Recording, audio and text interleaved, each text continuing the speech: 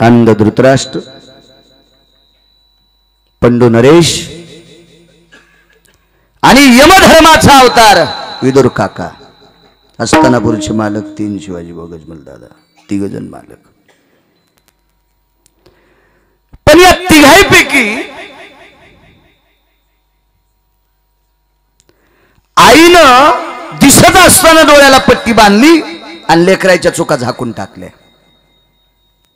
खरं तर माईनं आणि बापानं लेकराच्या चुका झाकायला नाही पाहिजे. चुका झाकल्या की त्याचे परिणाम वेगळे होत असतील. पोरग मंदिरात गेलं आणि बूट जर चांगला आणला तर त्याच बुटान पोरग झपकायचं, पुन्हा बुट आणत नाही. पण माय म्हणली बरं झालं, गावाला जाल त्या बापाला काम येईल. राहू दे, गावातली इथली इथं जुना घालते पण चांगला आणलाय मोठ्या माणसाचा. गावाला जाल तर बब्या असाच आणि जाय माय चांगला. कालांतरानं बब्या एटीएम फोडू लागला आणि मग बब्याला तिकडं नेलं त्या आखुड्या चेडीवर. माय म्हणली महाराज मग बब्या आखुडीत चेडी घालायला. म्हणलं 7-8 दिवसाला तुला पण नेणार आहेत जरचं ताम. त्यानं तू पण नाव घेतलंय. संस्कार असले पाहिजे, संस्कार झाकायला नाही पाहिजे. बरं गांधारीनं चूक केली, बरं गांधारीनं चूक केली. आकाश सर म्हणायची माझी लायकी नाही. पुराण सांगते, पुराण पुराण पुराण. धृतराष्ट्राला दिसतच नव्हतं पोरं मोकार आहेत म्हणून. हो पण माईल डोळे होते.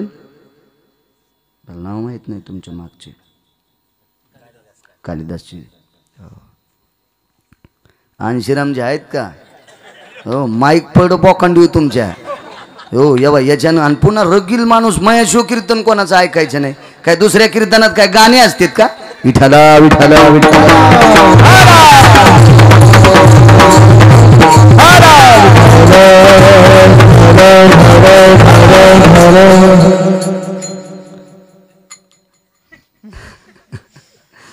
सोडित नाहीत. एकदा लावू लागले योग असा आला. मालकाला दिसत नाही म्हणून डोळ्याला पट्टी बांधली. आपला माणूस तणाला आला मस्त, पट्टी बांधली डोळ्याला. तिला विचारलं का पट्टी बांधली? माय मालकाला दिसत नाही म्हणून मला जग पाहायचं नाही. याच्यात पतिव्रता असती वय? त्याला पतिव्रता म्हणत असते. मला जगच बघायचं नाही. मूर्खपणा केला. 3 पुराण विरोधात गेले. त्यानं सांगितलं आईला डोळे होते, आईनं लेकराच्या चुका बघायला पाहिजे होत्या. आणि ज्याला दिसत नाही त्याला सांगायला पाहिजे होतं आपले पोरक पाप करते त्याला आवरा. पण हिनं चुका बघून पट्टी बांधली, चूक केली. चुका झाकायला नाही पाहिजे. एका घरी मला दूध घ्यायला नेलं, मी जात नसतो पण मी संग यायला नेलं, अजून 2-3 नेलं. एकट्यानं नाही जायचं कोणाच्या घरी. बापा इस्त्यात उडी हाणावं पण कोणाच्या घरी एकट्यानं नाही जावा. ज्याला मोठं व्हायचं त्यानं 2-3 गोष्टी सांभाळायच्या. भीतीच नाही दगडा वापटिल्यान मरण नाही. मग संप्रदायात आचरण सांभाळलं की चिंताच नाही, चिंताच नाही. फक्त आचरण सांभाळायचं. हातचा नाही हुकला की हिसाब जुळतो आहे का नाही? तुमच्या क्षेत्रामध्ये आहे का नाही? व्यापारात हातचा हुकला की चट गेलो. 13 कम 85, 90 कम 87. हातचा गेला गेलं आहे का नाही अण्णा? हातचा नाही, हातचा गेला की संपला विषय. हो परमार्थात आचरणाला किंमत. त्या बाईंनी नेलं घरी. तुम्हाला मै शपथ म्हणे दूध प्यावंच लागतं. मी म्हणलं काय कुधाण झालो आहे. आणि मला चेहरा पाहिल्यावर कळती मालकाला पाजित नाही ना आम्हाला पाजायली. जी मालकाला दूध पाजित नाही महाराजाला पाजिती तिला म्हणायचं चुडेलीन. हो हो लिहून घ्या, पुरावा माझ्याकडे. यति भ्रतारेव छन्नैव स्ततेवम यत अप्रिया प्रियाम जनहिताय च तत्पिछाक्षेण योनि तज्जायते. चंडी महाचंडी रंडा यत्कुंडा भयव्याप्तिना. याच्या पुढचंही सांगितलं असतं तुम्हाला पण अजून सगळे केस पिकले नाही. ह्या म्हणते मेला लय चरचर बोलायला. अजून 10-15 वर्ष वाचिलं ना तर कोणाच्या बापाला भेणार नाही. मग विठाला विठाला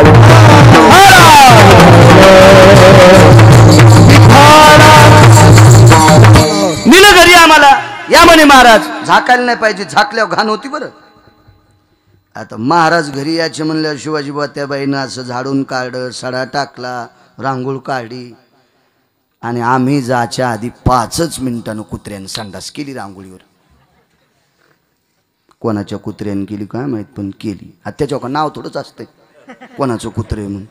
आता ही बाई वचकट, हे म्हणले द्वारके काढ रे काढ काढ. ती म्हणली बाई मी कसं काय काढू, तू ह्या कुत्र्यानं संडास केली, नाव आहे त्याच्यावर. ती मोठी मोठी हुशारन, ती का साधी होती का, तिनं बकिटावानी शेणलं होतं म्हाताऱ्याला आडातन, ती का साधी होती काय.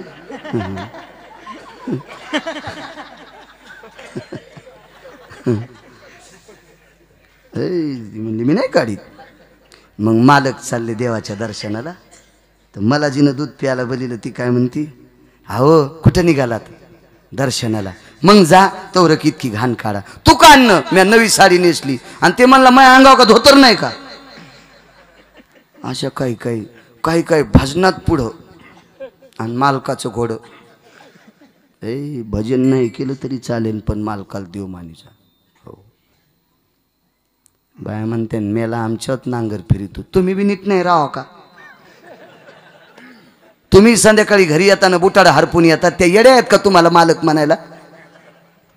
तुम्ही निदान बुट तर घरी आणली पाहिजे, कुठे वाडा पत्ताच नाही. याच्यात बुटानं यालाच आणलं लोकांना आणि पुन्हा म्हणतो बायकोनं मला मालक म्हणा. सुंबळ्या तुला तळ्यात टाकायला पाहिजे पैठणच्या. विठाला विठाला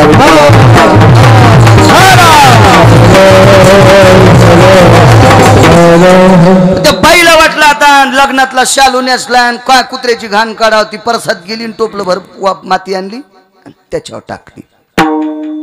मी आलो गडबडीत. आता मला वाटलं मातीचे मेद्याला पाय, पण मधात गेल्यावर पायाला कळालं ओलं लागलं. कधी कधी पाहायची गरज नसती बरं का, पायाला. तुम्ही एक अजून लक्षात घ्या, गादुड्या घरी गेल्यावर पायाला कळतंय बाई येडपटे,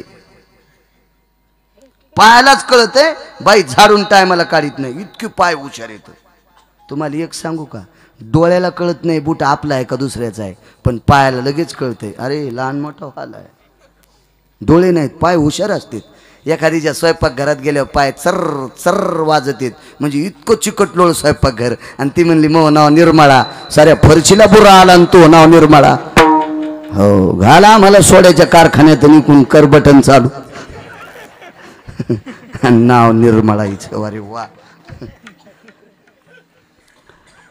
तिनं गालीच्या टाकला 22-23 हजाराचा आम्हाला बसायला, पण मधात गेल्या आपा पाहायला ओलं लागलं. म्हणलं काय ओलं लागलं, तर मी काय हावदाव थोडाच गेलो, तिथंच पुसलं. ती बाई म्हणली महाराज काय करायला काय. म्हणलं काय कणी ओलं लागलं. ती म्हणली माय वास बी आलाय. म्हणलं ह्या ओल्याचा वास कस काय, मी तर वाटानं कशात नाही पाय द्यायला, दारातल्या मातुड्या. म्हणलं हो माती पायाला चांगली असती. बाई त्याच्या खाली कुत्रं हागलं होतं ना, हे झाकल्यामुळं कुटाणा झाला बघा. बाईनं जर माती नसती टाकली तर मी घाणीवर पाय द्यायला असता का. झाकल्यामुळं 22 हजाराचा गालीच्या भाडा झाकल्यामुळं. त्याच्यामुळं तुम्ही चुका झाकल्या की ज्या मुलाचं गणित करता येत नाही असा अमूल्य किमतीचा देह त्याचा मातीत जातोय. मायबापान चुका झाकायच्या नाही. गाफील कट्टे 100 तिला दलिंदर, 100ला 100 मेले. शिमग्याचा हुरे हो, 100ला 100 बिनकामी होते, चट मेले. हे मेल्याच्या नंतर आई आणि बाबा वनात गेले. येदूर काकानं सांत्वन केलं पण मथार ऐकायला तयार नव्हतं, गेलं वनात. आता मालकी कोणाची हस्तिनापुरावर. पंडूराजा मृत्यू पावले. पंडूराजाची संपत्ती बाजूनं पांडव आणि विदुर काका दोनच. याचे 100ला 100 मेले आणि ते वनात गेलं. आता मालकी हस्तिनापूरची दोघायची. आगी लागोत आहे सुका सांगतोय. किती श्रीमंत होतं सांगू हस्तिनापूर. 2.5 वर्ष एका ठिकाणी, एका ठिकाणी 3.5 वर्षाचा उल्लेख आहे. 3.5 वर्ष श्रीमंतक नावाचा मणी आडळकर काका पांडवाकडे होता. तो एका दिवसाला 22 क्विंटल सोनं देत होता. सोज्या 45,000 रुपये तोळा झालं ना वाटते. तर पण एका किलोत किती तोळे हो. ते बरं कळत आणि हे नाही कळत कोणाला माहीत. अरे वा. कडक टोपा कोपर, टोपीचा कोपरा. ऑपरेशन होईल एखाद्याचं. म्हातारपणी लूज घातली पाहिजे ना टोपी. ते बरं कळत असे निबरटक काटाळ घालावं म्हणून. 100 तोळ्याचा किलो का. 100 तोळ्याचा. 100 तोळे गुणिले 45,000 1 किलोची किंमत. सर तर 22.5 क्विंटलात किती तोळे झाले दिवसाचं सोनं. 3.5 वर्षाचे दिवस मोजा. किती श्रीमंत पांडव. याच्यात 2 हिस्से 2. दुसरी श्रीमंती सांगतो. भीमाच्या हाताने जरासंध नावाचा राजा मारला. जरा नावाच्या राक्षसनीने त्याचा सांगा जोडला, त्याला मारलं. 22,000 राजे त्याच्या आश्रित होते. सगळी संपत्ती पांडवाकडे. नंबर 3 ची श्रीमंती. पांचाल नरेश द्रुपद राजा, द्रौपदीचे वडील, एक मुलगा मृत्यू पावल्याच्या नंतर जमीन जर सोडून दिली तर बाकी सर्व प्रॉपर्टी त्याच्यातली अर्धी द्रौपदीला देऊन टाकली भाऊबीजीच्या दिवशी. किती श्रीमंत पांडव. हस्तिनापूर किती श्रीमंत. 2,500 वाडे गणेश तात्या. 2,500 वाडे. वाडे किती मोठे. एका घरी बसलो मी. बसा म्हणले महाराज. म्या जांभळी देऊन असं अंग ताणल्याबरोबर भिताडच पडलं. 4 इंचाचं भिताड. हे आमचं घर. आणि त्याच्या वास्तुशांतीला म्या तूप तिथलंच खाल्लं, रेठा द्याला आणि भिताड पाडून आलो. भिताडच तसं त्याला हे आमचा वाडा. अरे वा. जोडणी चालू एक जणाची. पांचाळ जोडणी टाकू लागले. होय पांचाळ. आता त्या जोडणीला कडीत ठोकायचा खेळा 6 इंचाचा असतो ना वाटतं. मी काय सुतार नाही. असतो ठोकायला. ही बाई त्या सुताराच्या जवळून गेली. खाली वाकावा तर चोर दिसन म्हणून पायाच्याच अशा 2 बोटात खेळा दाबला आणि तसाच खरकीत खरकीत घरी नेला. इतकी बाई हुशार. आणि घरी नेल्यावर खेळा ठोकला भिताडात. कशाला माहिती. मालकाचं शर्ट अडकवायला. भिताड इतकं मोठं होतं त्याच्यातला 1.5 इंच खेळा पलीकडे गेला. म्हणजे किती मोठं भिताड असेल. आणि 6 इंचाचं खेळा. एकूण शर्ट अडकिलं आणि तिकडं आणि गेली. तर त्या कस्तुरीला वाटलं बरं झालं आपलं काम झालं. तिनं तेलाची कॅन अडकिली.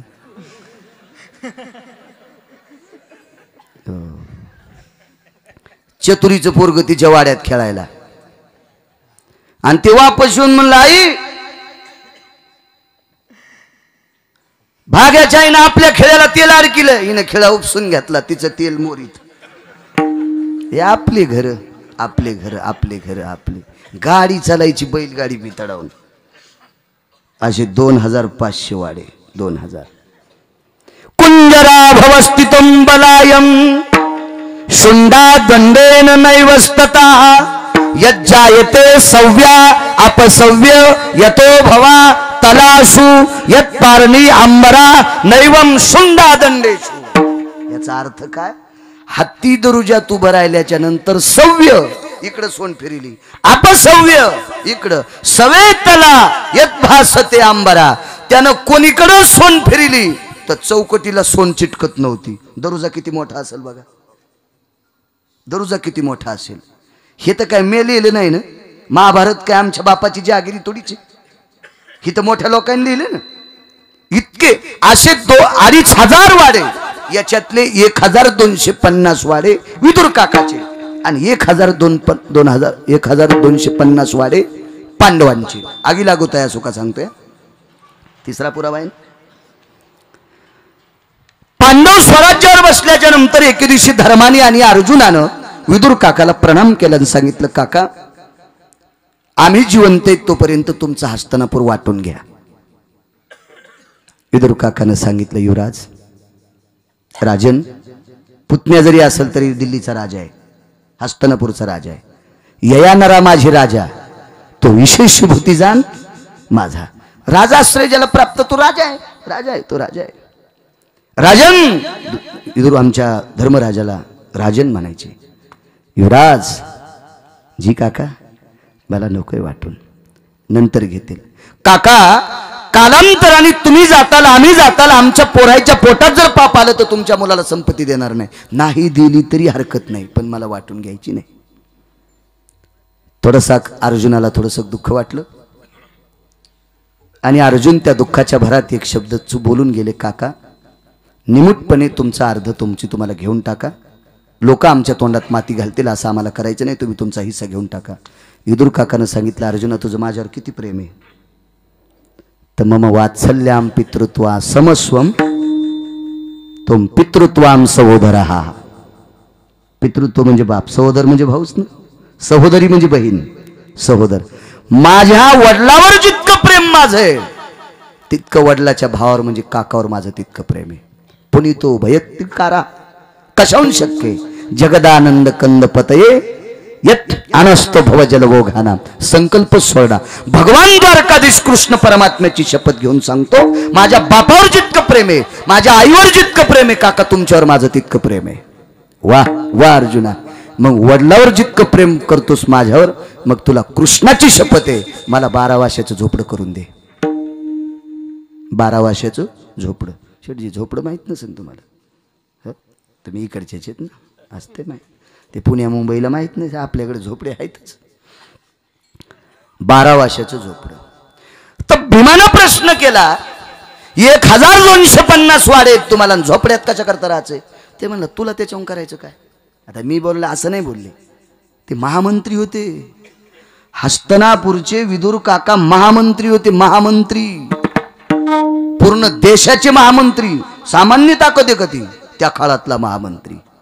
विदुर काकाच्या निर्णयाच्या व्यतिरिक्त राज्यकारभार चालत नव्हता. आणि जो निर्णय विदुर काकाच्या विरोधात घेतला तो निर्णय धृतराष्ट्राच्या विरोधात गेला.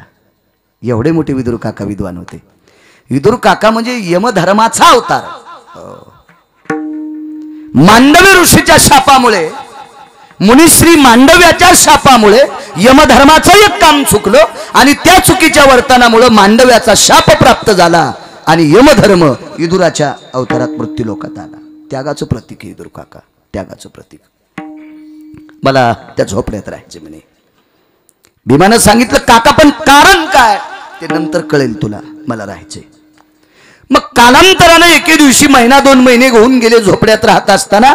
एके दिवशी धर्म, भीम, अर्जुन, नकुल, सहदेव आणि कुंती आई साहेब आणि द्रौपदी हे सर्वच जण विदुर काकाचे तिथे गेले. या वहिनी साहेब, या या या या या वहिनी साहेब. वाणी किती गोड होती लक्षात घ्या. वहिनी साहेब शब्द तोंडातून पडला. येन सहोदरा असं कामिनी, हा येन वात्सल्य भोजा येते. मोठ्या भावाची पत्नी आई समान असते. हो, या वहिनी साहेब, या या बसा. सुलभा वहिनी साहेब आल्यात जी. सुलभा काकीनं महाराणी म्हणायचं. महाराणी जरी जाऊ असेल पण महाराणी होती ती. बसायला टाकलं. युवराज बसा, राजन बसा, नकुल सहदेव बसा, भीमा बसा, द्रौपदी या बसा. बसलेले आहेत. आणि मग भीमानं प्रश्न केला, काका आम्ही याच्याकरता आलोत की तुम्हाला झोपड्यात का राहा वाटते? भीमा, हा प्रश्न तुम्ही वहिनी साहेबाला करायचा असता. वहिनी साहेबांनी याचं तुम्हाला उत्तर सांगितलं असतं. तर कुंतीनं पाहिलं आणि सांगितलं, क्षमा असावी, गेल्या 4-8 दिवसापासून मला सारखा भीम बोलतोय, याचं उत्तर तुम्हीच देऊन टाकावं. जी. भीमा, मी झोपड्यात का राहतो याचा तुम्हाला प्रश्न, याचं उत्तर पाहिजे ना, याचं उत्तर तुमच्या जवळ आहे. मी झोपड्यात का राहतो याचं उत्तरच तुमच्याकडे, मला विचारायची गरज नाही. काय उत्तर आहे काका? मला एक म्हणायचं, तुम्ही वनवास किती भोगला? 12 वर्षाचा. अज्ञातवास 1 वर्षाचा. एकूण किती झाले? 13 वर्षे. 13 वर्षे. 13 वर्षामध्ये तुम्ही काय केलं? भीमानं सांगितलं, भजनाच्या व्यतिरिक्त काहीच नाही केलं. पाहते पांडव अखंड वनवासी, पाहते पांडव अखंड वनवासी, पाहते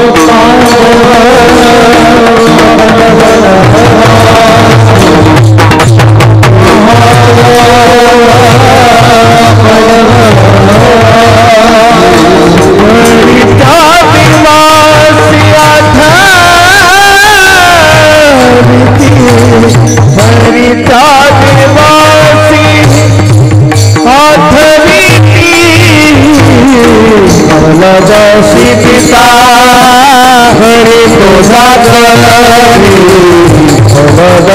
पिता हरि तुझा